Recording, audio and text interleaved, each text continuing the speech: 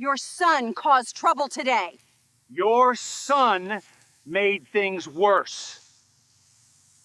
The sun hit like a spotlight when Patricia Langford planted herself at the edge of my driveway, clipboard raised like a badge of divine authority.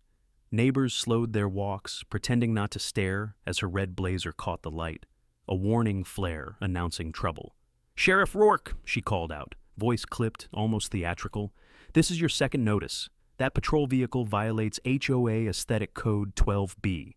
Her words cracked through the still air, sharp as a gavel. I didn't answer right away.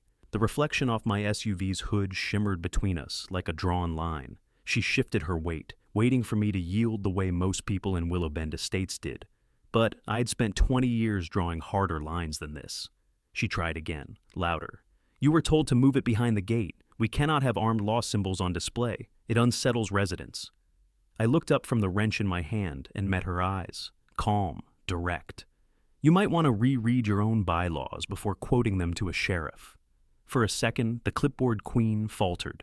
The enforcer in crimson wasn't used to pushback. Around us, sprinklers hissed in rhythm, the only applause this scene was going to get. Then came her smirk, thin, rehearsed, dangerous. "This neighborhood thrives on cooperation, Daniel. Don't make it difficult." That's when I dropped the quiet truth that froze her posture. That intimidating vehicle you're citing, it's county issued, meaning the HOA has zero jurisdiction over it. The tyrant in heels blinked once, calculating, then pasted the smile back on. Power shift achieved, but only for a heartbeat. If you've ever felt that pulse of calm defiance when someone tries to bully you into silence, stay right here, because this isn't over. What's about to unfold will teach you exactly how control collapses when truth walks in uniform. She stepped closer, perfume mixing with the sharp tang of asphalt. "Uniform or not," the officer of rules said, "you still signed our covenant." "My badge doesn't sign away state law," I replied, tightening the wrench. "And neither does your clipboard." I could feel the eyes behind curtains, the ritual voyeurism of suburbia. Every community has its myth about safety. Ours was painted beige and landscaped weakly. They thought the HOA was protection. I knew better. Name's Daniel Rourke, 42, county sheriff, father of one. I moved here last year because my wife wanted Ethan to grow up somewhere normal, somewhere the world wouldn't remind him every day what his father does for a living. But peace is fragile when people like Patricia Langford think authority is decor.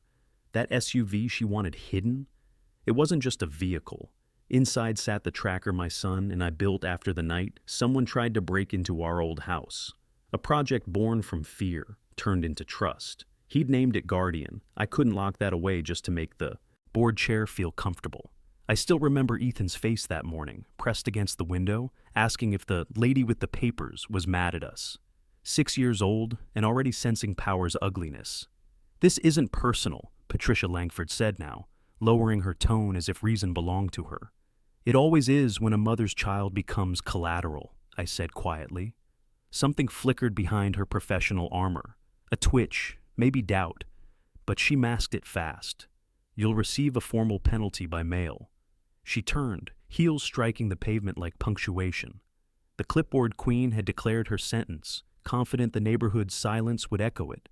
But as she walked away, I caught my reflection in the SUV's window, the man she thought she could fine into obedience.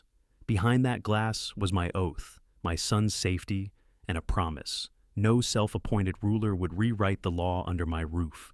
The sun glared, witnesses hid, and I realized this wasn't about paint codes or parking. It was about power, and the moment it drew its weapon, I'd be ready. The letter came 2 days later, official, sealed, and smug. Patricia Langford's handwriting looped across the envelope like she'd already won. I didn't need to open it to know what it said. A fine, a threat. Another attempt to break the rhythm of my peace. But what caught my attention wasn't the letter. It was the timing. It arrived minutes after the school bus pulled away with Ethan inside, almost as if the board chair knew exactly when I'd be standing alone on the porch. I tore the seal. Violation. Continued display of law enforcement vehicle. Daily fines will accrue until removal. HOA board authorization. P. Langford. Her signature looked like it belonged on a courtroom warrant. The enforcer in crimson wasn't just playing house politics anymore. She was establishing dominion, the kind that feeds off fear and paperwork. I looked out toward the cul-de-sac. Sprinklers hissed in arcs. The same women who'd smiled last week now turned their backs, pretending to fuss with mailboxes. Power in this neighborhood wasn't about guns or titles. It was about gossip and compliance. Patricia had both. Later that evening, I saw her again. The clipboard queen stood under the golden light of her porch lantern, wine glass balanced in one hand, phone in the other, documenting something with that quiet satisfaction of someone who knows the system bends for her. My SUV reflected in her screen. The officer of rules called across the street, voice honeyed but edged with steel. Still haven't complied, Sheriff. Should I assume defiance is your official statement? My jaw tightened. I follow the law, not your theater. She laughed softly. Then you'll enjoy the consequences. They're all perfectly legal. The tyrant in heels turned and disappeared into her immaculate foyer, leaving that faint scent of roses and arrogance behind. Inside, my house, the silence felt heavy. Linda set down a mug beside me. You could move the car into the garage for now, she said carefully, just until things settle. They won't settle, I said. People like her thrive on surrender. Once you bow once, they own your posture forever. She sighed, brushing a hand across my shoulder. Just be careful, Danny. This place isn't like the job. Here, power hides behind polite smiles. She was right, and that was the problem. The next morning, when I walked Ethan to the bus stop, the whispers started. That's him. The one fighting the HOA. It didn't matter that I'd kept this community safer than anyone knew. What mattered was the narrative the clipboard queen wrote. By noon, a second notice appeared taped to the mailbox. Same handwriting, sharper tone. This one came with photographs. My SUV, my badge reflection in the mirror, even the house number beside it, a collection of evidence. I wasn't just being fined anymore. I was being profiled. I went back inside, closed the blinds, and stared at the letter. Something about the formatting felt off. The HOA seal was missing its registration code, a small detail, invisible to anyone else, but not to someone who'd signed legal affidavits for a decade. She's improvising policy. That's when I knew. The board chair wasn't just overreaching. She was rewriting the rules in real time, using authority she didn't legally hold. I drove to the edge of the neighborhood, parking near the pond where the ducks never noticed the wars of adults. There, I took out my phone and opened the county registry database. Every HOA bylaw has to be filed under the state homeowner statute. Every legitimate amendment bears a timestamp and verification ID. The last valid filing for Willow Bend Estates, 3 years ago. Patricia Langford's new regulations weren't on record anywhere. My heart rate slowed, controlled, focused. I wasn't angry anymore. I was awake. For the first time, I saw the entire board for what it was. A kingdom built on unfiled paper and neighborly silence. As I sat by the water, the enforcer in Crimson's voice echoed in my head. They're all perfectly legal. She was half right. They were words, not laws. And I was done letting them rule my home. Tomorrow, I'd start where every good investigation begins. Not with revenge, but with record-keeping. By the next week, Patricia Langford had shifted from threats to theater. Every morning, she made a slow lap around the cul-de-sac in that pearl-white Lexus, window half down, clipboard visible like a sheriff's star. The board chair didn't need to say a word. Her presence was enough to remind everyone who ran Willow Bend Estates. That Friday, I returned from a call downtown to find her parked across from my driveway again. The enforcer in Crimson stepped out, stilettos sinking slightly into the sun's soft asphalt, a folder tucked under her arm. "Sheriff Rourke," she said, with the same polite venom she reserved for neighborhood meetings. "We've escalated this matter to a formal hearing. Attendance is mandatory." I leaned against my SUV, still dusty from the morning patrol. "You're escalating a parked vehicle into a tribunal?"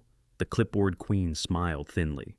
"We're maintaining standards. You, of all people, should appreciate enforcement." Her phrasing was deliberate, every syllable bait. Before I could reply, another car door closed behind her. Officer Laura Chen. She was off duty, wearing plain clothes, sunglasses hiding whatever storm sat behind her eyes. She looked between us, then at the HOA papers in Patricia's hand. "I thought you dropped this, Patricia," Laura said quietly. The tyrant in heels turned, voice suddenly soft and coaxing. "Laura, dear, you know our guidelines. Visible patrol vehicles invite tension. I'm sure the sheriff understands procedure." Laura's jaw tightened. She didn't answer. I could almost hear the conflict scraping behind her silence. She worked with me at the department. She'd seen what these procedures looked like when they crossed the line. Patricia Langford pivoted back to me. "The hearing's Tuesday, 9 a.m., sharp.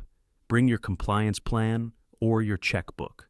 Then she offered a final smile, civil on the surface, predatory underneath, and climbed into her Lexus. The engine purred, retreating down the lane like a satisfied verdict. Laura stayed. For a long moment, she said nothing. The afternoon hum of sprinklers filled the gap. Finally, she exhaled. "She shouldn't be doing this, Daniel." I studied her. "But she is. She's got half the board scared. They think she's protecting property values. The rest just want peace." Her hands fidgeted with her phone, thumb brushing the cracked edge of the case. "You know I can't get involved officially. Conflict of interest. Off the record, though?" She hesitated. "Off the record, something's wrong. I saw the meeting notes. Patricia added those new regulations without quorum. She never submitted them to the county." That confirmed what I'd already uncovered by the pond, but hearing it from inside the system changed everything. I nodded slowly. "You're sure?" She glanced around, lowering her voice. "I shouldn't even have them. She told the rest of the board she'd handle the documentation personally. That's not how it works. But if I speak up, she'll make it look like I leaked internal records." There it was, the internal struggle written across her posture. Shoulders tense, gaze flicking between duty and fear. "She's counting on silence," I said. "Yours, mine, everyone's." Laura looked up, eyes catching the sun for just a second before she dropped them again. "I can't lose my job over HOA drama." It stopped being drama when her kid pointed a weapon at my son. My voice came out colder than I intended. The words hung there, heavy, irreversible. Her expression faltered. Guilt, maybe respect. "I'll think about what I can do." "That's all I need," I said. "Think." As she walked back toward her car, I noticed her glance at the SUV, at Guardian, then at the houses watching from behind their curtains. She knew what was coming. She just wasn't ready to stand in it yet. The officer of rules had built her empire on compliance and fear. But cracks were forming, and Laura Chen was the first one to feel the floor shift beneath her feet. That night, I sat at the kitchen table, the violation letters spread out like evidence. Each one signed, stamped, and meaningless. The pattern was clear now. Patricia Langford wasn't just violating bylaws. She was rewriting reality one neighbor at a time. And the next move would decide whether this neighborhood stayed hers or became mine again. The laminated notice on the HOA office board felt like a verdict under fluorescent lights. The board chair had reserved the community center conference room and printed my name in bold on the agenda. Compliance hearing, vehicle display. It was public, formal, designed to embarrass. I stood in that small lobby, papers stacked, the faint smell of stale coffee, and realized the enforcer in crimson wanted an audience. Patricia Langford's signature sat at the bottom, like a seal. The clipboard queen had rallied allies, and the email that came with the notice used language meant to seal consent. Community welfare, neighborhood standards. It read soft and cut deep. The tyrant in heels was staging control. A volunteer at the desk, a woman who ran bake sale tables, lowered her eyes and muttered, "They're asking people to sign witness statements." Her voice trembled. That neighbor insider detail landed heavier than any memo. It meant the officer of rules wanted neighbors to testify she'd acted for everyone's safety, not her image. I drove to the sheriff's office to brief my lieutenant and let the steady thump of procedure settle me. He said, "Document every interaction. Don't be baited." His calm countered the HOA's theater. Their plan relied on performance. Our defense would rely on record. Later, I scrolled through the neighborhood's social feed. Patricia Langford posted a polished image of the conference room with a caption about safety. Hearts and affirmations followed, small digital endorsements that padlocked a narrative. She'd learned to sell the spectacle. It wasn't enough that she'd invented rules. Now she made people love them. That evening, at the school playground, Ethan swung with the slow gravity of a kid who trusted us. Parents whispered about the hearing with rehearsed sympathy. One neighbor avoided my gaze. The clipboard queen had already been making calls. The social pressure chilled faster than the wind. Back at my kitchen table, Linda spoke softly. They'll try to shame you into compliance. They want the neighborhood to see you as the problem. Her voice was steady, but her fingers trembled as she folded a napkin. She'd moved here for peace, too, and now we were the spectacle's centerpiece. I sketched a plan instead of panicking. The enforcer in crimson wanted a stage. I'd give her the facts. I'd prepare a concise statement, dates, registered filings, timestamps, that stripped the performance of its polish. The clipboard queen specialized in moral theater. We'd answer in statute. Still, the escalation mattered. Public hearings carry social weight. When neighbors heard hearing, they pictured judgment, not due process. The tyrant in heels counted votes and hearts, not legal filings. That was the leverage she sought. Before bed, I made a list of small moves. Notify the county office of potential irregularities. Request certified copies of recent amendments. Ask for a clear chain of custody on the HOA's filings. The officer of rules had shown the neighborhood how fear looks. I would show them how law looks. I called a county clerk late that night and left a message describing my concerns, professional tone, not accusation. The clerk returned the call and confirmed one detail. Amendments must carry a recorded filing number. If Patricia Langford had no filing, her rules had no legal teeth. That tiny verification felt like a latch clicking open. The next morning, I printed every HOA notice I'd received, each a promise to be tested. We were entering a new phase. The clipboard queen wanted witnesses and spectacle. I was going to give her scrutiny. The hearing would be her stage, but the stage could be a trap if what she'd crafted was only theater and not law. The HOA had escalated. The question was whether the neighborhood would let ritual replace registration. I intended to force the difference into daylight. I drove into the county plaza with the SUV's engine still humming, the courthouse glass glaring like a judge's eye. The county recorder's office smelled of toner and disinfectant. Bureaucracy made tactile. At the public counter, I handed over my ID and told the clerk I wanted every recent filing for Willow Bend Estates. Her fingers moved with the business of people who see paperwork break and fix the same worlds. Patricia Langford's notices had the flourish of someone who stages law as theater. I wanted the backstage, timestamps, filing numbers, notarized signatures, the dry details that turn rumor into record. The clerk printed a summary and asked if I wanted certified copies. I did. Certainty is slow and granular, but it's lethal to lies. The records came in 3 neat piles. The last recorded amendment was 3 years old. There was no entry for any vehicle display policy, no registered amendment matching her notices. The enforcer in crimson had been citing error. More than that, one file looked like a mimic, an amendment header designed to look official, but the metadata showed it was uploaded the day after Patricia Langford started sending fines. Someone had manufactured a paper trail to backfill power. The clipboard queen had been careful with optics. She'd been sloppy with timestamps. I dug deeper. Meeting minutes were uploaded under a generic HOA email with no notarized signatures. The county binder contained entries showing a missing registered agent, an administrative lapse 2 years prior. Without a registered agent and recorded roll call, any so-called amendments were on shaky ground. The tyrant in heels had built policy on sand. A county paralegal leaned over and offered a quiet line. Internal memos don't carry legal weight unless they're filed with signatures. Her voice was flat, factual, not moral. That's the language I respect. Process. The clerk stamped each certified copy, the rhythm of a small official victory. Back in the car, I turned the pages. Incorporation documents, bylaws, annual meeting lists. The absence of a recorded successor for the registered agent was the keyhole through which I could slide a legal challenge. Procedures matter because they bind authority into law. Missing one of those links unravels the rest. I stopped at the pond and sat on a bench. Ducks drifted, unconcerned. My pulse slowed. Evidence doesn't thunder. It accumulates. It doesn't need passion to be effective. It only needs accuracy. That night, I called an old colleague at the county clerk's office and asked for a formal verification in writing. He agreed to flag the lack of filings and the missing agent as part of a routine administrative review. We weren't public yet.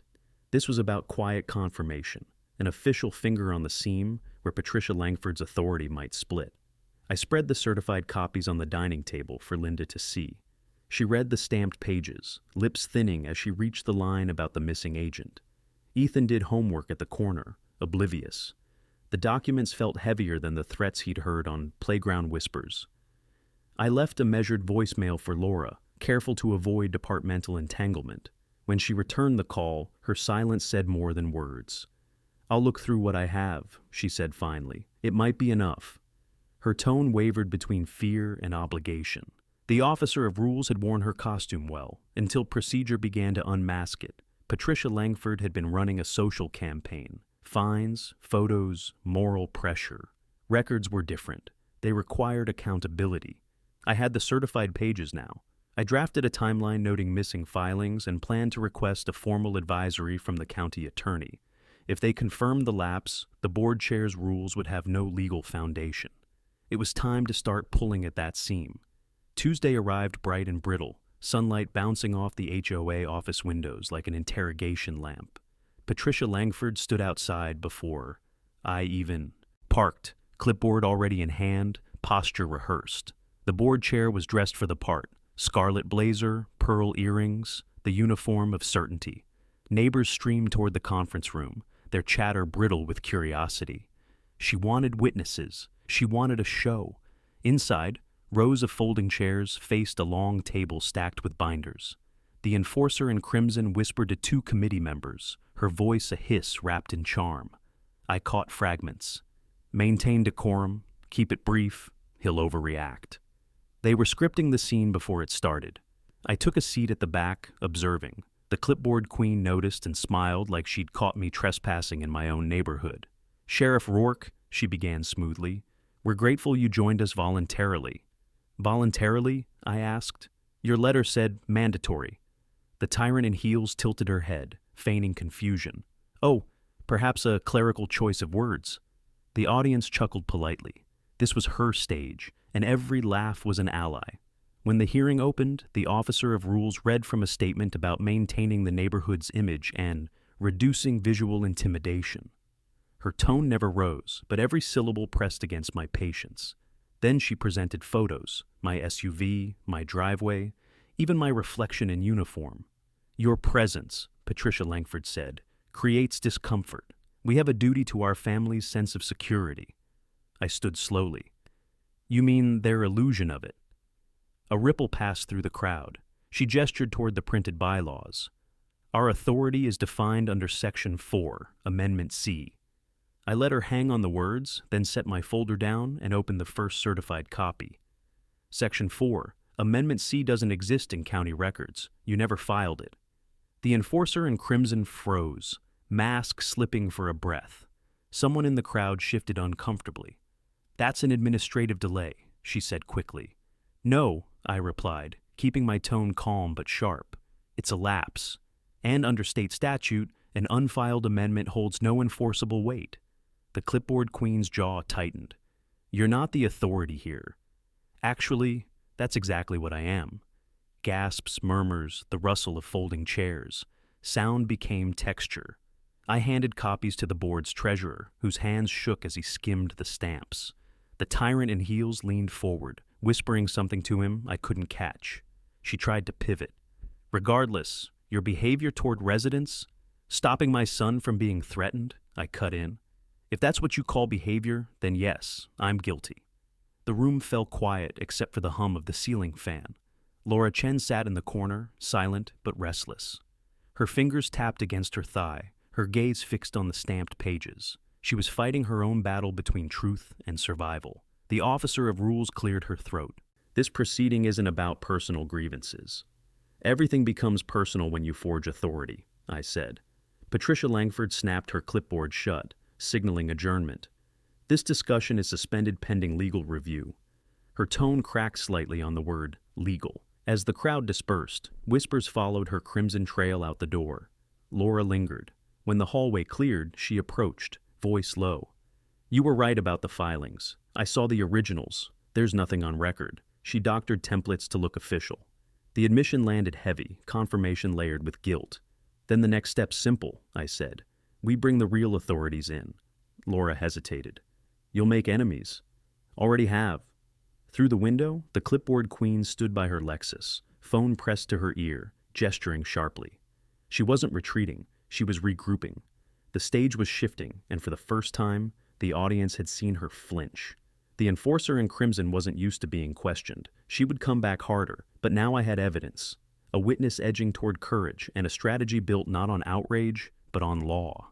That night the neighborhood felt too quiet, the kind of silence that waits for something to break. I sat on the porch, paperwork spread across my lap, the ink glinting under the porch light. Patricia Langford's empire looked neat on paper, but every line I'd verified was hollow. The board chair had been running an HOA built on confidence and compliance, not legality. My phone buzzed once. Unknown number. I almost ignored it until I saw the message. We need to talk. Off the record. Laura. 10 minutes later, she pulled into the cul-de-sac in an unmarked sedan, headlights off. The enforcer in Crimson's Lexus wasn't anywhere in sight, but her influence lingered. Neighbors' curtains twitched as if under her command. Laura stepped out, hair tied back, no badge tonight. Her eyes were rimmed with hesitation. I shouldn't be here, she said softly. Then why are you? She hesitated, scanning the darkened windows. Because what Patricia Langford is doing isn't just unethical, it's illegal. I leaned forward, the papers rustling. You're sure? Laura nodded. The clipboard queen forged meeting minutes. I saw the drafts. She typed them herself, then emailed them to the board as if they'd been approved. No votes, no quorum, no public posting. She even used your confrontation as justification for emergency amendments, after the fact. The confession hung between us, sharp as glass. The tyrant in heels had crossed the line from manipulation to fraud. Why tell me now? I asked. Because she's threatening me too. Laura's voice trembled. She said if I keep asking questions about the filings, she'll have the board review my residency status. She's already leaked my old disciplinary report. I took a breath, steady but burning inside. The officer of rules had turned on her own allies. A predictable move for someone who believed control was safety. She's escalating, I said, which means she's afraid. Laura gave a weak laugh. Afraid of you? No, I replied. Afraid of exposure. I opened my folder and showed her the certified records. She leaned closer, eyes tracing the stamps and signatures, the absence of Patricia Langford's so-called amendments. These, I said quietly, are the cracks in her fortress, but I can't use them without corroboration. Someone from inside the system has to confirm what she's done. Her gaze dropped. You want me to testify? I want you to tell the truth, I said. That's all. For a long moment, she didn't answer. The hum of cicadas filled the space where courage had to grow. Finally, Laura exhaled. If I go public, she'll destroy me. She already tried, I said. You just haven't pushed back yet. Her jaw tightened. She looked toward the Langford house, its porch light glowing like an eye. You really think you can bring her down? I don't need to bring her down, I said. I just need to show what's already broken. She stared at the documents again, then reached for her phone. There's one more thing, she said, scrolling. She sent an internal memo to the board yesterday, something about a security committee. She's trying to authorize herself and her son to issue citations for neighborhood safety breaches. She's turning this place into her own private patrol. That was it. The next line she couldn't cross without consequence. Forward that memo to me, I said. I'll handle the rest. Laura's fingers hovered before she finally hit send. You didn't hear this from me, she whispered. I met her eyes. You were never here. She turned to leave, but paused at the curb. When this goes public, she said, they'll come after both of us. I watched her drive off, taillights disappearing into the curve of the street. Then they'll learn, I muttered, that fear doesn't govern law. Across the road, a shadow moved behind Patricia Langford's curtain, watching. The clipboard queen always knew when control slipped from her fingers. Tonight, it had. I gathered the papers, each one now backed by a witness ready to speak. The enforcer in crimson didn't realize it yet, but her own officer was about to testify against her. The trap was finally set. Morning came cold and colorless. I parked the SUV by the courthouse again. files stacked on the passenger seat like ammunition. Patricia Langford had no idea how close the walls were closing in, but she'd feel it soon. The board chair thrived on fear. She'd never imagined it could turn inward. Before stepping out, I replayed Laura's voice note one more time. She forged the minutes. I saw her do it. The proof was clear. The enforcer in crimson had built her empire on falsified authority. I needed one final move to convert exposure into consequence. Inside, I met with County Attorney James Walker, an old colleague who'd spent his career auditing local boards for statutory compliance. His office was small but lined with order, shelves of code books and binders labeled with towns that had once believed themselves untouchable. He skimmed the papers I handed him, pausing at the blank registration lines. "You're right," he said finally. "No active agent, no recorded quorum, no lawful amendments." "She's been issuing fines under that authority," I said, "and intimidating anyone who questions her." He nodded. "That's a violation of state HOA statute. Technically, everything she's done since the lapse could be invalidated." The clipboard queen's name gleamed at the top of every fraudulent notice in my folder. "So, what happens when this goes public?" Walker closed the file. "You'll need a formal complaint and one witness willing to verify internal misconduct. Then the county can move to suspend the board's operating status pending review." One witness, Laura Chen. I thanked him and left. Outside, the courthouse plaza reflected the sun like a blade. I called Laura from the SUV. "You're the key," I said. Her voice was shaky. "Do you have everything ready?" "Everything but your signature." She hesitated. "If I do this, she'll come after me." "She already has," I said quietly. "Now, we make sure it's on record." We met an hour later at a small cafe on the edge of town. She wore a cap pulled low, nerves taut under her calm. The officer of rules had turned this woman into collateral, and I hated that truth. Laura pulled out her phone and slid it across the table. "The memo I mentioned," she said. "She's expanding her control group, creating a neighborhood security task force under her supervision. It includes her son." The tyrant in heels was turning intimidation into policy. I skimmed the memo. It named Patricia Langford as Director of Community Enforcement, granting her authority to patrol for safety compliance. The wording was legal cosplay, dramatic, useless, dangerous. "This will do," I said. Laura's eyes flicked to the window. "What if she finds out?" "She will," I replied. "But by then, it'll be in the county's hands." She signed the witness statement slowly, pen trembling just enough to betray the weight of her choice. I sealed the documents inside a manila envelope. When I walked her to her car, she stopped beside the door. "She's going to fight back," Laura said. "You know that, right?" "I'm counting on it." That evening, as twilight cut through Willow Bend Estates, Patricia Langford stood in her driveway surrounded by 2 board members. Her gestures were sharp, her laughter brittle, the sound of someone holding control by its throat.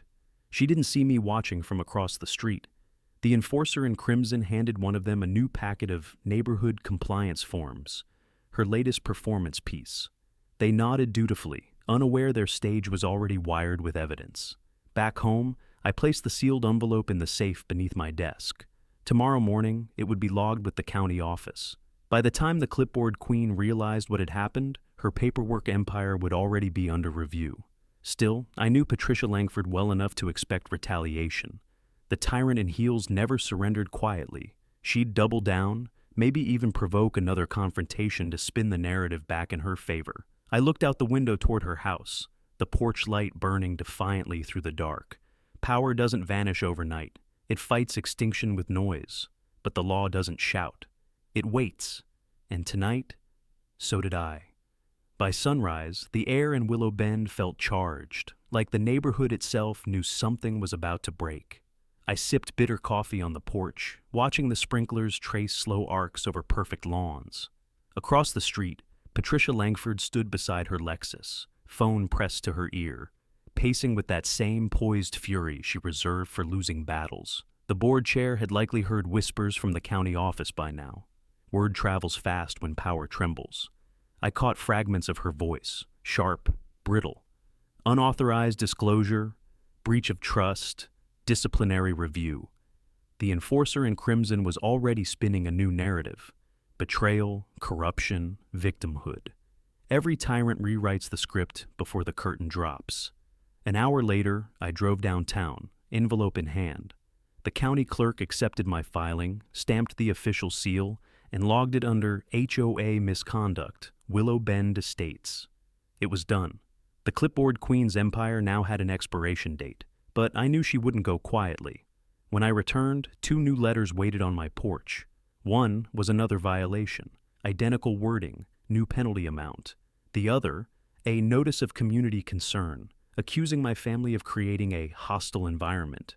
Patricia Langford never changed tactics. She only layered them. Linda watched me read the letters, her voice steady but cold. She's getting desperate. Desperation's predictable, I said. It makes people loud, not clever. That afternoon, I drove through the neighborhood, noting the subtle shifts, garbage bins positioned at the curb a day early, neighbors avoiding eye contact. The tyrant in heels had activated her silent army. Fear was her preferred currency, and she was spending it fast. At the park, I spotted Laura sitting alone on a bench near the pond, her posture rigid. When I joined her, she didn't look up. "She knows," she said quietly. "Someone told her about the witness statement."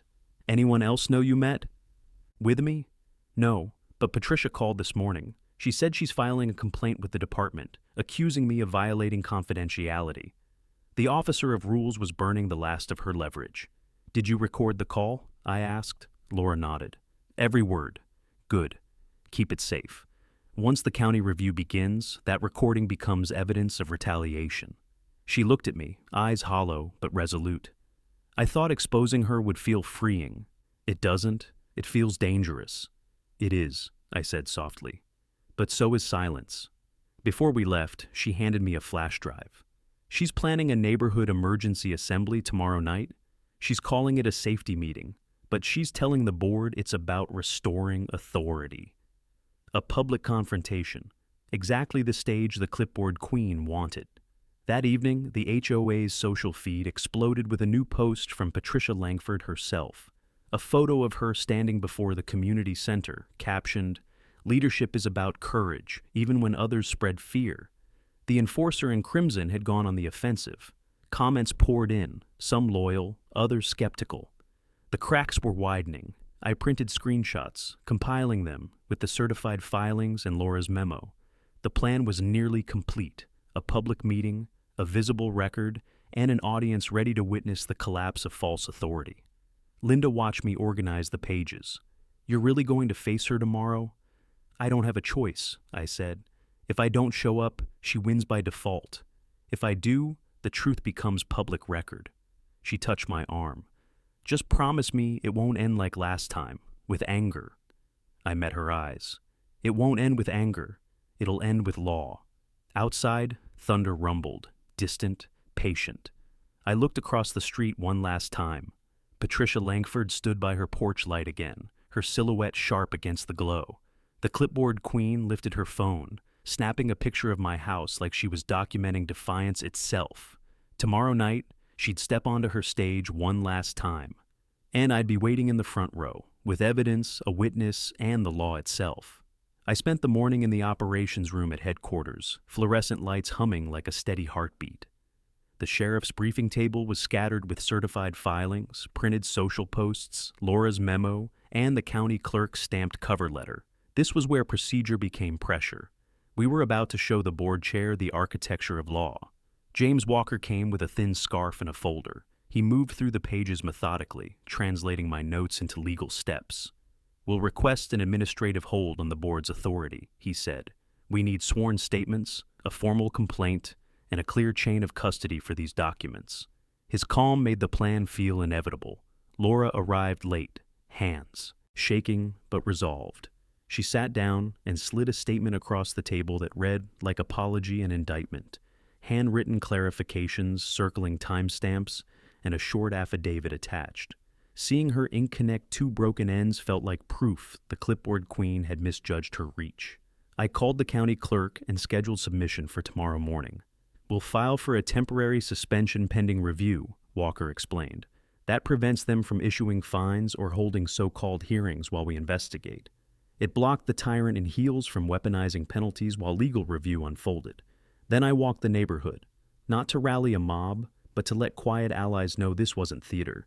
I stopped at the Martinez house, longtime residents who kept orchids and opinions, and left certified copies with a short note. Facts, not fear. I slipped another at the library where retirees met for bridge. The officer of rules had bought loyalty with whispers. I traded facts with neighbors who still cared about rights. Back at the station, Walker drafted the complaint in neutral language that would survive scrutiny. He emphasized lack of recorded agent, absence of filed amendments, and clear evidence of retroactive drafts.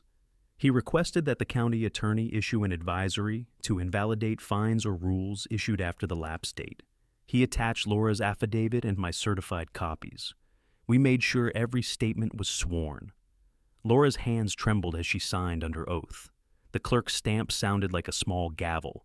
The county logged a case number and scheduled an initial review meeting. That timestamp would matter in the weeks ahead. Before leaving, I called Linda. "Sit on the county call tomorrow," I said. "Be ready if neighbors ask." She didn't hesitate. "We're in this together," she said simply. Her steadiness anchored me. The family stake made every paper mean more than policy. Late afternoon, a reporter texted asking if I'd comment on an administrative inquiry into Willow Bend Estates.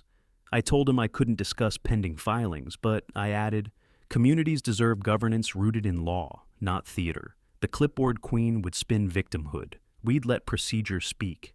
As dusk gathered, I sat in my patrol SUV and watched Patricia Langford walk the block, nodding to neighbors as if nothing had changed. She glanced up and caught my eye. For a second, the enforcer in crimson smile was brittle, then smooth.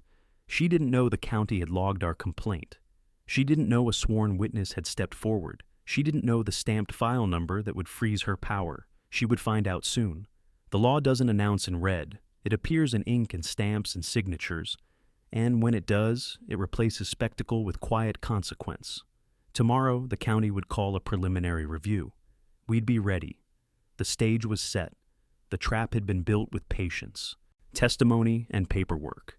Tonight I folded the last copy into my jacket and went home to Ethan, to a small, ordinary life that was worth every careful step I'd taken. I went inside, kissed his forehead, and thought, justice is slow, but when it moves, it changes lives for good and protects the helpless always. The community center smelled of coffee and stale paper when I walked in. Fluorescent lights hummed overhead like a nervous insect. Chairs filled fast, neighbors shoulder to shoulder, anxious and watchful. At the front, Patricia Langford stood with her clipboard, posture precise and practiced. The board chair had turned spectacle into routine. County Attorney James Walker sat to my left with a closed folder, steady and watchful. A county investigator and a clerk from the recorder's office took seats at the table. This had become official. The clipboard queen's theater had met bureaucracy, and I felt the room tighten. She opened smoothly. "We're here to discuss community safety," the enforcer in crimson announced, voice polished. "Standards maintain value." The phrasing was familiar, like a script she'd used before. When my name was called, I stood. My legs felt steady. "I'm here to present certified records and sworn testimony proving recent amendments were never filed with the county," I said. I placed stamped pages on the table. The paper made a soft, undeniable sound. Patricia smiled with practiced charm. "Those documents are hearsay," the tyrant in heels replied quickly. "Our internal procedures were followed." A murmur went through the room, some nodding, some frowning. Laura Chen walked to the front. She removed her sunglasses and held up an affidavit, thumb trembling. "I witnessed Patricia draft minutes and circulate them as approved without a quorum," she said. Her voice was thin, then found steel. Each syllable landed like a seam ripping open. Patricia's face flared. "She's lying," she spat. "This is a vendetta. Sheriff Rourke is weaponizing his badge." The officer of rules reached for a narrative about abuse of power. Someone shouted, "We want the truth!" Voices rose. The room became a barometer of divided loyalty. A few neighbors called for calm. Others demanded transparency. James Walker spoke with measured clarity. The county recorder has provided certified copies showing no filed amendments matching these notices. We have a sworn witness describing fabricated minutes. Based on probable cause, the county can request a temporary administrative hold on the board's authority pending review. The words carried the weight of ink and seal. Patricia swiveled, scanning the crowd for allies. "You can't suspend a volunteer board without due process," she objected. Her tone, tried for righteous, landed brittle. The clipboard queen's supporters murmured agreement. I felt Linda's hand squeeze my elbow. Ethan sat nearby, drawing, unaware of the tectonic shift above him. The stakes contained a family's life and a neighborhood's governance. Laura's testimony continued under questioning. She described emails, timestamps, a memo naming Patricia director of a security committee that included her son. Each detail tightened the weave of our case. The tyrant in heels attempted interruptions, calls for votes, appeals to tradition. But the county investigator reminded everyone this was an administrative review, not a neighborhood referendum. Patricia tried a final flourish, seeking to frame us as aggressors. "This is harassment," she declared. "I'm protecting the community." Her voice wavered. The enforcer in crimson's veneer showed a crack. A local reporter's camera light blinked by the doorway. Attention arrived. When the clerk announced a temporary hold on the board's authority pending investigation, the room changed. Conversations faltered, then fell into a hush of brief relief and quiet celebration. Patricia stood still. For the first time, she looked vulnerable. The clipboard queen had traded applause for stamps, and stamps were not under her control. Neighbors clustered around Laura afterward, offering whispered thanks. Some avoided Patricia's orbit. I gathered my papers, evidence familiar and righteous in my hands. The county hadn't declared guilt, but it stopped the penalty machine. On the walk home, messages buzzed, colleagues, reporters, supportive texts. Behind me, a porch light went out at the Langford house. The officer of rules was not defeated, but exposed. For the first time, her costume met consequence. We'd won a public pause. Now, we had to make it permanent. Rain began before dawn, a soft, steady rhythm against the windows, nature's way of washing away the noise left after the storm. Willow Bend was silent. No patrols, no warnings, no posted fines taped to mailboxes. For the first time in months, peace didn't feel like a performance. I stood by the window, watching the street where Patricia Langford used to make her morning rounds. The board chair's Lexus sat still in her driveway, spotless and unused. She hadn't been seen since the county review. The clipboard queen who once ruled with signatures and smiles was suddenly absent from her own empire. The news spread fast. The county had confirmed the violations. Unfiled amendments, fabricated minutes, missing quorum. The enforcer in Crimson's authority had been suspended pending full dissolution. Every fine she'd issued, every rule she'd invented, now null and void. The tyrant in heels had fallen to her own paperwork. I drove past the community center later that morning. The bulletin board, once covered in Patricia Langford's glossy notices, was bare except for a county seal taped to the center. Notice of administrative suspension. HOA board operations halted. Beneath it, someone had scrawled in marker, "About time." Neighbors began to speak again. Small waves, quiet hellos, the social thaw of people waking from collective fear. The officer of rules had taught them submission. Now they were remembering choice. Laura met me by the pond where this all began. She looked different, lighter somehow. "They offered me reinstatement," she said. "Turns out the department reviewed her complaint and found no basis." "You earned it," I told her. She smiled faintly. "You didn't just fight for your family, Daniel. You fixed the whole system." I shook my head. "I didn't fix it. I reminded them who it belongs to." We watched the ducks drift, same pond, different piece. The reflection of the SUV shimmered in the water, the same one Patricia Langford once called a violation. Now it was the symbol of what law looks like when it stands quietly and doesn't flinch. Later, I stopped by her house. The windows were dark. A "for sale" sign leaned crooked on the lawn. The enforcer in crimson had vanished without fanfare, leaving behind perfect flower beds and a legacy of silence. Linda met me on the porch that night with 2 mugs of coffee. "So it's over?" she asked. I nodded. "For now. There'll always be another Patricia Langford somewhere, another clipboard queen trying to crown herself." She smiled. "And you'll always be the one who notices the cracks." Ethan wandered out, sleepy, clutching his toy police car. "Is the mean lady gone?" he asked. "Yeah, buddy," I said softly. "She's gone." He grinned, pressing the toy into my hand. "Then you can park it in the driveway again." I laughed, a sound I hadn't heard from myself in too long. As the night deepened, porch lights flickered on across Willow Bend, one by one. The neighborhood wasn't perfect, but it was real again, built not on fear, but on shared space, mutual respect, and a few hard lessons about power. The rain stopped, the air felt clean. I stepped down to the driveway, touched the hood of the SUV, and whispered, "Guardian did its job." This story wasn't about revenge. It was about law, about proving that truth doesn't need to shout when it has evidence, that decency isn't weakness, and that no clipboard, no crimson blazer, and no fabricated bylaw can stand against a single stamped page of real authority. If you've ever faced someone who mistook control for power, remember this: they only win when you believe their paperwork is stronger than your truth. So, tell your story. Stand your ground. And if you've lived through your own version of Willow Bend, share it. Someone out there needs to know they're not alone in the fight.